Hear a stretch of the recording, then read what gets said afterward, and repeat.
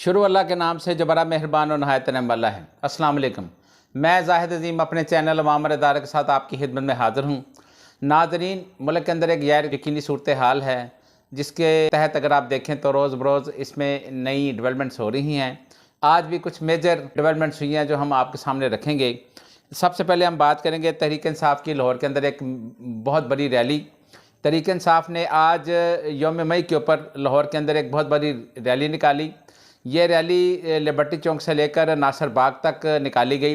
नासिर बाग जब रैली का अख्ताम हुआ तो उस मौके के ऊपर इमरान खान चेयरमैन PTI ने खिताब भी किया। उनका ये कहना था कि अगर इलेक्शन ना होए तो लोग सड़कों पर निकल आएंगे। इमरान खान ने यह भी कहा कि यह हुकूमत इलेक्शन नहीं करवाना चाहती, ये हार के डर से चाहती है कि इलेक्शन ना हो। उन्होंने कहा कि हुकूमत जो है वो मुझे रास्ते से हटाना चाहती है। हमारे जो कारकुन हैं उनको रोज़ बरोज़ गिरफ़्तार किया जा रहा है ताकि PTI जो है उसको कमज़ोर किया जा सके।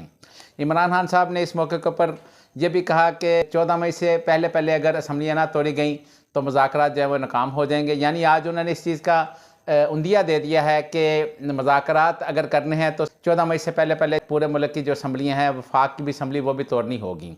इमरान खान साहब के आज के इस इशारे से ये पता चल रहा है कि हुकूमत और तहरीक इंसाफ के दरमियान जो मुज़ाकरात हैं वो भी कोई हमें कामयाब होते नज़र नहीं आते। इमरान खान साहब ने ये रैली के ऊपर यह भी कहा कि हम आज की जो रैली है वो मज़दूरों और कानून की हुक्मरानी के लिए निकाल रहे हैं। उनका ये कहना था कि जिस मुल्क के अंदर जंगल का कानून हो वहाँ पर कोई सरमायाकार नहीं आता। उन्होंने कहा कि पाकिस्तान के अंदर हुकूमत सुप्रीम कोर्ट के अहकामात को मानने से इनकार कर रही है। आप अंदाज़ा करें कि अगर सुप्रीम कोर्ट के हुक्म को नहीं माना जाएगा या आइन पर अमल नहीं किया जाएगा तो पाकिस्तान माशी तौर पर किस तरह बेहतर हो सकता है, क्योंकि पाकिस्तान के अंदर कोई भी गैर मुल्की सरमायाकार नहीं आएगा। जब मुल्क के अंदर गैर आइनी सूरत हाल होगी या गैर कानूनी सूरत हाल होगी तो लोग डर से मारे जो है वो पाकिस्तान में सरमायाकारी करने के लिए तैयार नहीं होंगे। दूसरी जानब चौधरी शुजात हुसैन ने भी आज मीडिया से बात की।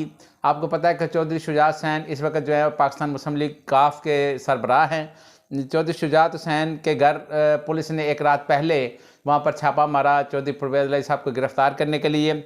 आज शुजात हुसैन साहब ने इस हवाले से मीडिया से काफ़ी बातें की। उनका ये कहना था कि पुलिस सबसे पहले परवेज़ इलाही के घर आई और उनको कहा गया कि परवेज़ इलाही साहब जो हैं वो चौधरी शुजात हुसैन के घर हैं। जिसके बाद पुलिस हमारे गेट के ऊपर आई और मेरे दोनों बेटे थे वो गेट पर खड़े थे।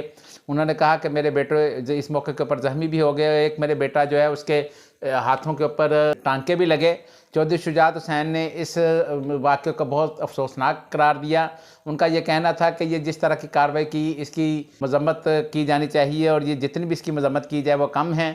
उन्होंने कहा कि कानून नाफिज करने वाले अदारे हैं, उनको ये सोचना चाहिए कि वो मुल्क के अंदर इस वक्त किस तरह की सूरत हाल पैदा कर रहे हैं। चौधरी शुजात हुसैन ने कहा कि मैं बहुत सारी बातें कर सकता हूँ लेकिन चूँकि मुझे पाकिस्तान का ख्याल है इसलिए मैं कुछ बातें जो है वो नहीं करना चाहता और हम चाहते हैं कि पाकिस्तान के अंदर जो है वो अमन बरकरार हो और तमाम जो जितनी भी पॉलिटिकल पार्टी हैं वो आपस में बैठकर एक दूसरे के साथ मशावरत के साथ इस मुल्क को आगे लेकर चलें। दूसरा, हुकूमत और तहरीक इंसाफ के दरमियान आपने देखा होगा कि जो मुज़ाकरात हैं वो हो रहे हैं। तीसरा जो मुज़ाकरात का राउंड है वो कल दोबारा से शुरू होगा। हुकूमती जो मुज़ाकराती टीम और दूसरी जानब जो तहरीक इंसाफ की मुज़ाकराती टीम है, दोनों टीमों ने इसके दरमियान एक वक्फ़ा रखा था। ये इस वक्फ़े के बाद अब तीसरा राउंड जब दोबारा शुरू होगा तो मज़ीद मुज़ाकरात के बारे में पता चलेगा। लेकिन हमारी इतलात के मुताबिक जो हुकूमती वज़रा जिस तरह के बयानात दे रहे हैं या हुकूमत की जिस तरह की सोच है वो ऐसे लग रहा है कि जैसे वो मुज़ाकरात को कामयाब नहीं करवाना चाहते। आज आपने देखा होगा कि ख्वाजा आसफ़ साहब और एहसन इकबाल साहब ने भी इस हवाले से काफ़ी बातें की हैं, जिसका बाकायदा फवाद चौधरी साहब ने जिक्र भी किया है और उनका ये कहना था कि ख्वाजा आसफ़ और एहसन इकबाल जो हैं वो हमारे मुज़ाकरात को सबोताश करना चाहते हैं। फवाद चौधरी साहब का ये कहना था कि मुज़ाकरात तकरीबन 70% कामयाब हो गए हैं, लेकिन हुकूमती जो वज़रा हैं जिनमें ख्वाजा आसफ़ साहब भी शामिल हैं, जुबैर लतीफ़ साहब भी शामिल हैं और इसी तरह एहसन इकबाल साहब भी शामिल हैं, वो शायद इसमें बहुत बड़ी रुकावट है। वो नहीं चाहते कि ये मुज़ाकरात कामयाब हों। उनका ये भी कहना था कि इस वक्त जो मोहतरमा मरियम नवाज़ साहिबा की जो टीम है वो मुज़ाकरात के ख़िलाफ़ है और वो ये चाहते हैं कि शहबाज शरीफ साहब जो हैं उनके साथ जो मुज़ाकरात हैं वो कामयाब ना हों। वो शहबाज शरीफ साहब को फंसवाना चाहते हैं और वो चाहते हैं कि शहबाज शरीफ साहब जो हैं उनको किसी ना किसी तरीके से नाअहल करार दे दिया जाए और सुप्रीम कोर्ट जो है इसके ऊपर एक्शन लेकर शहबाज शरीफ को 5 साल के लिए नाअहल कर दे। उनका ये भी कहना था कि इस वक्त जो है मरीम नवाज साहिबा वो अपने चचा के खिलाफ साजिश कर रही हैं। सुप्रीम कोर्ट के अंदर प्रैक्टिस एंड प्रोसीजर बिल जो एक हुकूमत ने पास किया था उसकी कल 2 मई को समाअत शुरू हो रही है। 8 रुकनी जो बेंच है वो इसकी समाअत शुरू करेगा। 8 रुकनी सुप्रीम कोर्ट का जो बेंच तश्कील दिया गया है इसकी सरबराही चीफ जस्टिस जनाब जस्टिस उमर अता बंदयाल साहब करेंगे और बिल के खिलाफ मजीद 3 दरखास्तें जो हैं वो दायर हो चुकी हैं। इन दरखास्तों के ऊपर भी नंबर्स अलाट कर दिए गए हैं। कल से दोबारा सुप्रीम कोर्ट का जो 8 रुकनी बेंच है वो प्रैक्टिस एंड प्रोसीजर बिल के खिलाफ समाअत करेगा। बहुत सारे जो कानूनी माहिरीन हैं, हम पहले भी आपको कह चुके हैं कि वो कहते हैं कि ये एक्ट है इसको सुप्रीम कोर्ट ख़त्म कर सकती है क्योंकि ये आइन का हिस्सा नहीं है। उनका ये कहना है कि सुप्रीम कोर्ट के जो अख्तियारात हैं वो आइनी तौर पर हैं, वो आइन के तहत हैं और सुप्रीम कोर्ट के जो आइनी इख्तियारात हैं उसको ख़त्म करने के लिए, चीफ जस्टिस के अज़्व नोटिस लेने के इख्तियारात को ख़त्म करने के लिए हुकूमत को 2/3 मेजॉरिटी चाहिए और हुकूमत के पास सिर्फ ये मेजॉरिटी नहीं है। हुकूमत ने एक सादा अक्सरियत के साथ इस बिल को पास करवाया जो एक्ट समझा जाता है, लेकिन ये चूँकि आइन से मुतसादम है इसलिए सुप्रीम कोर्ट जो है इसको कलअदम करार दे सकती है। बहरहाल कल जब इसकी समाअत शुरू होगी तो फिर पता चलेगा कि जो कानूनी माहिरीन हैं वहाँ पर किस तरह के दलाइल देंगे। सुप्रीम कोर्ट की तरफ से जितनी भी पॉलिटिकल पार्टियाँ और अटार्नी जनरल साहब, पाकिस्तान बार कौंसल और सुप्रीम कोर्ट बार एसोसिएशन जो है उनको इस हवाले से नोटिस जारी कर दिए गए हैं। टिकटों की तकसीम के हवाले से PTI के ऊपर बहुत ज़्यादा तनकीद हो रही है और आपने देखा होगा कि PTI के जो कारकुन हैं वो भी अपनी क़यादत के ऊपर तनकीद कर रहे हैं। बाकायदा ये भी हमने देखा है कि ज़मान पार्क के अंदर वहाँ पर कारकुनों ने टेंट लगा लिए हैं और वहाँ पर एहतजाज कर रहे हैं।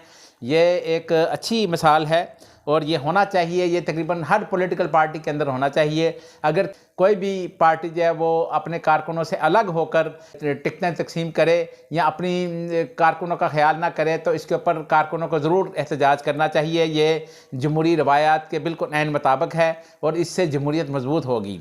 इससे पहले हमने देखा है कि जितनी भी पाकिस्तान के अंदर पॉलिटिकल पार्टियां हैं वो बाहर से लाकर दूसरे इलाकों में अपने उम्मीदवार जो है उनको टिकटें देती रही हैं और उनको कामयाब करवाती रही हैं। इसकी एक बहुत बड़ी मिसाल आपने देखा होगा कि मुस्लिम लीग नून की है।